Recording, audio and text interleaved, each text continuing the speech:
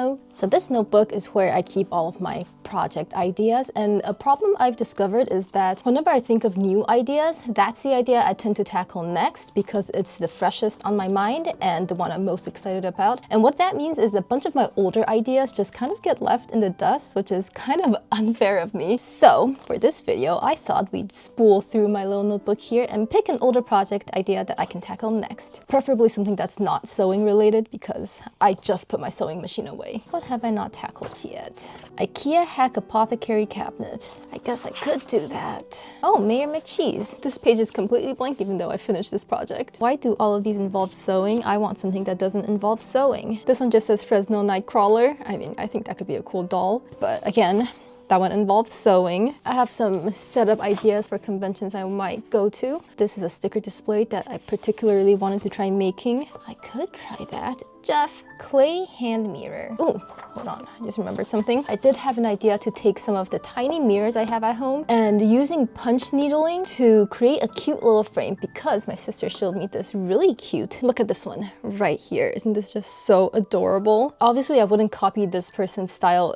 exactly, but I definitely want to do something similar. Okay, maybe we should tackle that. Hi, my name is Emily and I've done punch needling before, but it's been so long that I'm basically an amateur at this point. So here we have our supplies. As you can see here, mirrors, punch needle kit, and contrary to what this box says, it does not hold any bubble milk tea snacks. This is even more embroidery stuff. And the thing I was thinking of specifically is this little punch needle. This one is for embroidery floss. That's the one I've used before, but this one is for yarn. I think we got the second hand, which is why this has already been punched. But look at this one. Look at it. It's huge. Look at that size difference. But I figure we could try both of them and see which one we like better. These mirrors are offcuts from my sister's laser cutting projects, I think. Circles, squares. We have these arch shapes. Very scary, unfinished 3D prints. I want to use a circle. That just looks much more soft and cute. Here are my options, big and small. Well, that's perfect because we do have a big and small punch needle. This paper bag is full of bigger mirror pieces, which I probably won't use. Let's whip up a design. I definitely wanted to have a cat theme.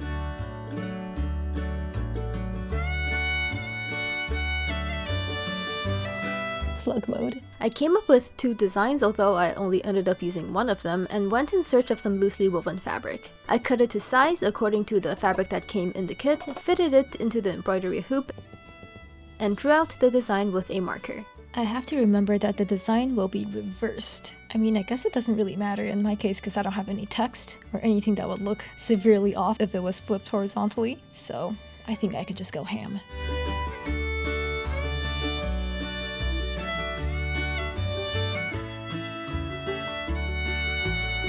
You can see I decided to change up the eye design a bit from a dot to this just because I feel like it would be more expressive this way. I almost forgot to make it a tuxedo cat, so. Alright, let's go look for some yarn. Gray for the face, white for the body. I have this yellow for the eyes. I was kind of hoping I had a pumpkin-y orange color. Okay, I found orange. Now let's take a look at the instructions. Thread the punch needle. Okay. It says there's supposed to be a wire in the kit, but I don't really see one. I think I'm just going to use some wire to create my own little threader. Shouldn't be that hard. And it truly wasn't. I just created a U longer than the puncher, twisted it together so it became a single rod, and left a little loop at the end to feed the yarn through. Thread the wire through the tip of the needle puncher. Sticks out the other side. Feed the yarn through the little loop-de-loop, and then just pull the wire through. There's an extra hole at the tip of the needle here, and we gotta feed it through that too. Okay, I think we're all prepped and ready. The instructions say to just pick a spot and start punching. I'm gonna start with the butt here. Unfortunately, the needle was too big to fit through the fabric, so I had to switch over to the embroidery puncher. Yeah, no, there's no way. There's no way this is gonna work. Okay, everything is threaded, and now let's see if this will actually work.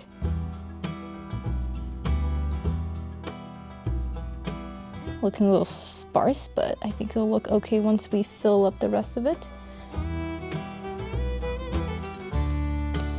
I do feel like my stitches are getting much tighter and nicer compared to like, look at this.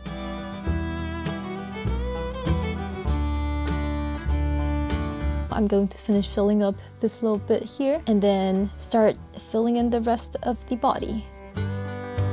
So I decided to switch to the yarn one because with the embroidery one, I felt like I wasn't really having fun, to be real. I started filling in the big chunks of color and I realized that this is going to take me a billion years and it was just going to be long, tedious work. And I feel like with embroidery, I should be making something really cute and small and intricate and not big swaths of color filling like this. I decided to just use that Shiba Inu fabric that came with the yarn tufting kit. And this is the progress I have so far, basically the same as the embroidery one, and look how much more filled it already looks. I feel like this is gonna be way more my speed. And also I wonder if the monk's cloth that I have left over from my rug tufting kit is going to work for this as well. But that's an experiment we can try later. For now, I got to filling in that gray color, which went blissfully fast.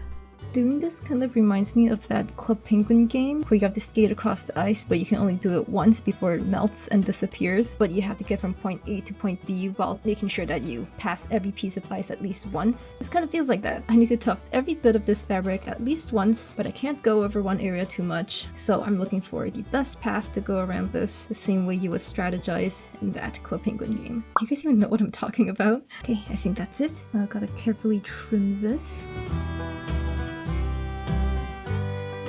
Look at how nice this looks. It kind of looks like the Shiba has a very nice toupee. Not sure if these ears will remain intact once I cut out the fabric, but that's for future Emily to worry about. Right now, let's fill in the white. I actually think we need to fill in the mouth first, so let's do that.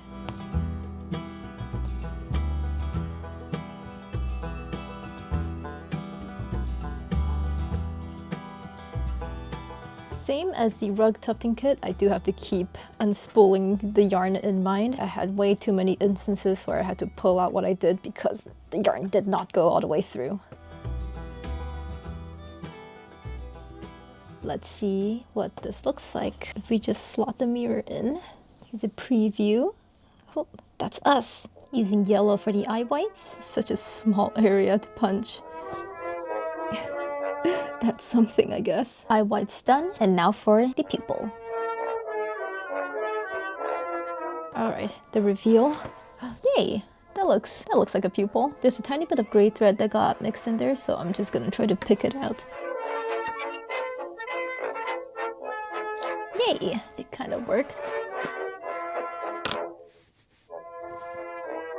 Next, I simply cut around the yarn, snip the edges, and hot glued the fabric down. This is what we have. Unfortunately, the tips of the ears don't look too hot here. But since this is just a warm-up project to get a hang of needle punching, I just went ahead and cut out a piece of felt for the lining, a piece of cardboard just slightly smaller for some rigidity, and glued all of that to the fabric, sandwiching a piece of yarn between them for hanging up on the wall.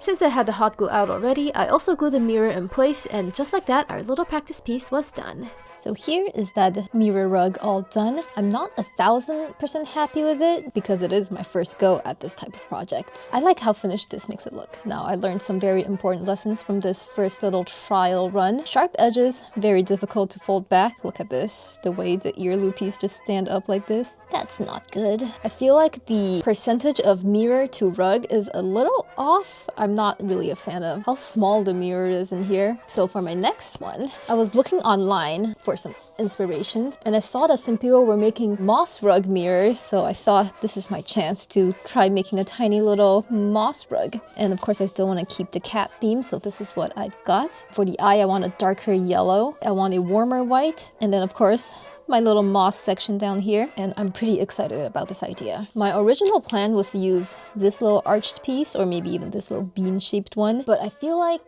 the details would once again just get a bit lost in the sauce, so I dug through the mirror stash again, and I feel like we can tackle one of these bigger pieces of mirrors. Bigger mirror pieces, which I probably won't use. Unfortunately, this is the amount of fabric we have left, but I was gonna go take a look and compare this to my monk's cloth from the rug tufting kit and see if they're similar at all. There it is. So I actually think these fabrics are pretty much identical in terms of the weave. We're going to use this.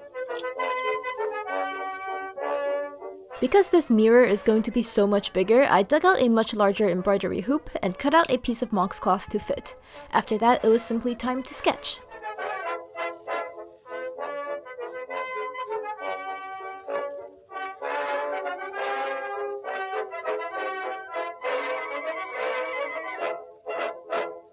Kind of looks like a Sour Patch Kid. One last blob here. There. Darker yellow, off-white. I think we're ready to get started. I think I'm going to start with the eyeballs this time just because last time it kind of felt like I had to dodge all the other yarns to do it. And also my SD card is running out of space and I'm kind of worried.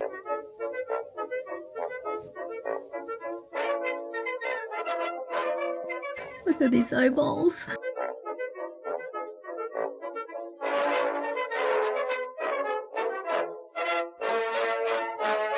I decided to use a pink for the mouth this time because I thought it would be cute, but before I could do anything else, it happened.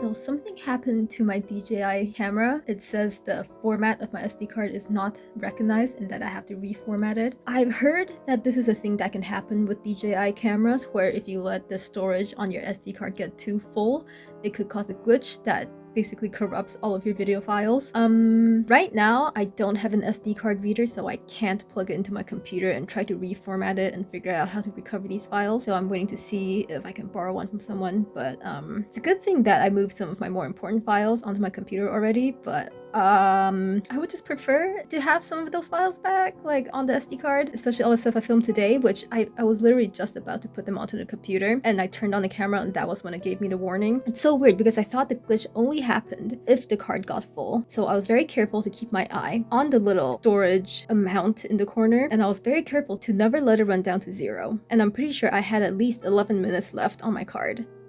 Yeah, I'm just waiting to see what's gonna happen. So anyway, I just started filming everything on my phone, like the good old days. Starting with the white yarn.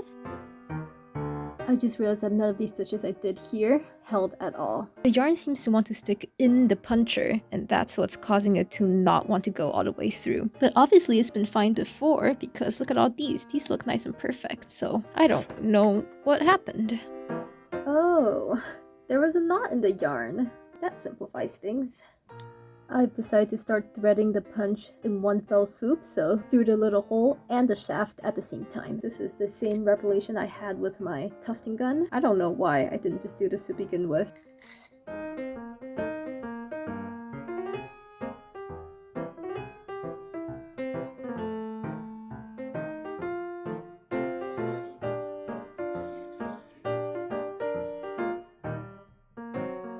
Here's the progress so far. He's looking quite haunted, but I've got the flowers down here too. They look like fried eggs. Very delicious. Next, we just gotta do the mossy greens and then we'll be done needle punching this thing. I think I'm gonna start with the dark green, and I'm going to nix this little round one here because I don't want it to look like he's pooping. So unlike with rug tufting, needle punching is kind of difficult to capture on time-lapse because I was moving the hoop all over the place, but this mossy section is looking quite satisfying, if I do say so myself. I ran out of this green yarn, and I probably should have checked if I have enough of this before I started. I think this is the same color. So I'm up a little earlier than normal today because I have somewhere to be in about an hour, and I'm so close to finishing this that I don't really want to wait until I come back to finish it. So last night I finished doing all the dark green parts, and now we just gotta do all the light green, and then we're ready to cut this out and back it and everything. So let's just get working. This is the green we're using, a bit of a yellow chartreusey color. Let's get started.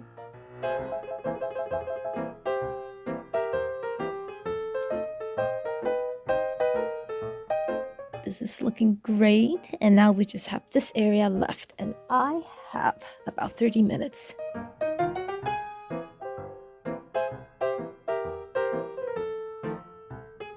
Ta-da! I only have 10 minutes before I'm about to leave, so I'm gonna leave the cutting out and backing for when I come back, but look at it, so cute. Alright, I'm back. I started by gluing the mirror in place, which took longer than I expected because I had to make sure not to accidentally glue any of the yarn around it, and I didn't get much footage of this because I forgot that I had a tripod for my phone. I just remembered that my camera tripod has this attachment. This is from the previous tripod that broke, and this can just go on top of it. I don't know why I didn't think of this before. Look at this. We're finally ready to get some proper process shots. So same as before, I cut around the yarn. Oh, look how much it curls. Glued down the edges. His ears are still kind of a bit lost in here, but hopefully they'll improve a little bit once we get the backing in. And cut out a lining out of felt and cardboard. This time for neatness, I decided to glue the cardboard to the felt first and then attach that to the rug. And after that, we are ready for the final reveal.